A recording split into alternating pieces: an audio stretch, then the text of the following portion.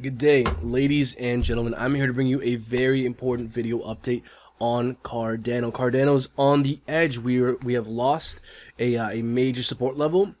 We're still within this macro pattern, likely to have a breakout sometime in the near future here. So in this video, we're going to discuss some critical levels with Cardano. We're going to discuss some of the reasons I'm beginning to get worried, and some of the reasons I'm looking out for to get even more worried. Because there are some scenarios here that we're going to discuss that if indeed do play out, Cardano could have plenty more downside potential. So in this video, we're gonna go over Cardano, take a look at the other kind of charts that affect its price action, maybe briefly go over some Bitcoin just so we get an understanding of the greater market as a whole. So folks, if you like the sound of that, like and subscribe.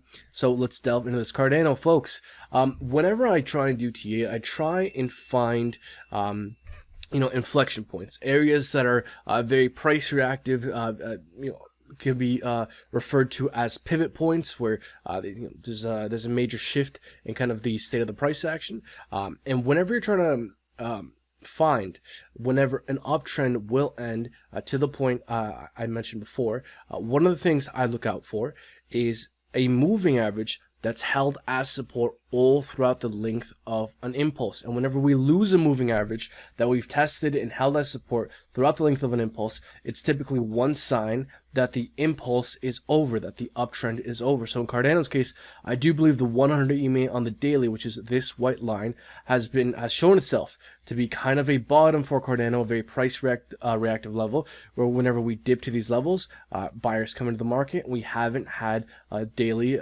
candles close below this, and we've tested it and held it as support all throughout several major correction cycles with Cardano. So I do believe this is quite a reactive, quite a significant moving average for Cardano, and we have fallen below this.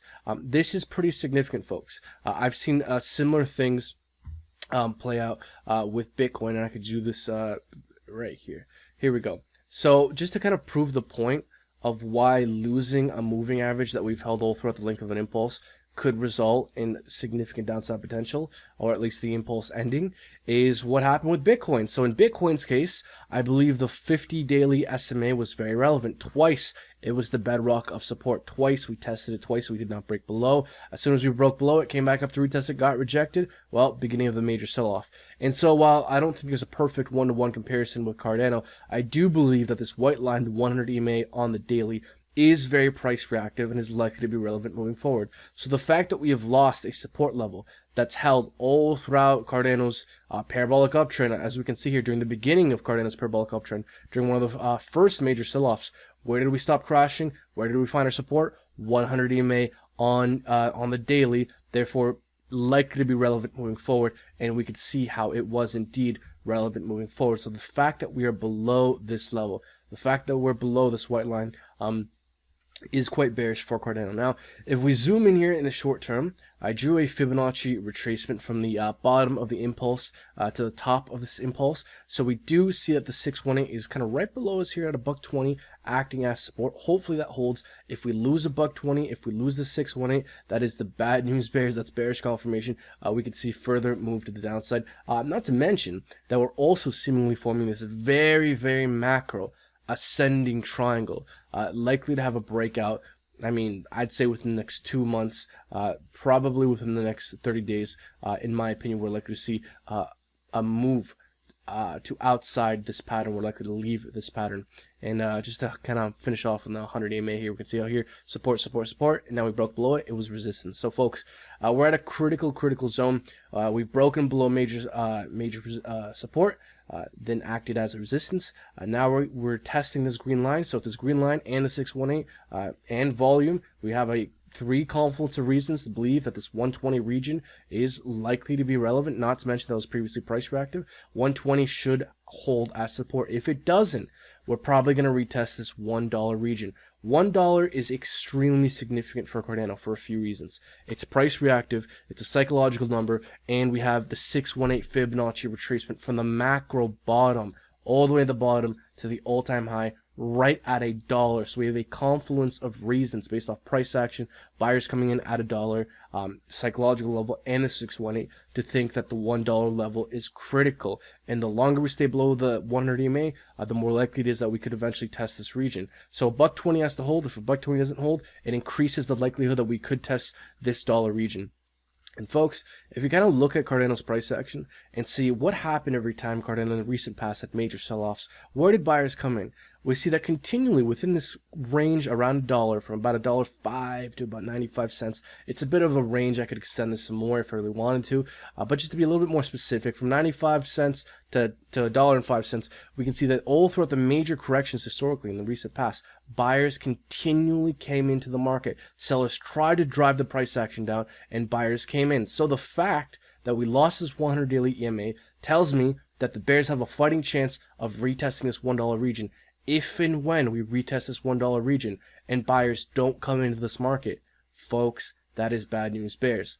Because, as we can see, the previous times we've done so, buyers came in. So if buyers don't come in now, after it looks like we're breaking down from a macro ascending triangle and the 100 daily EMA, then the downside potential is substantial. It's not just the downside potential as a percentage, but it's also the length of time we could correct and consolidate could be substantial if we start to lose these critical levels. Now, we cannot just analyze Cardano in a vacuum.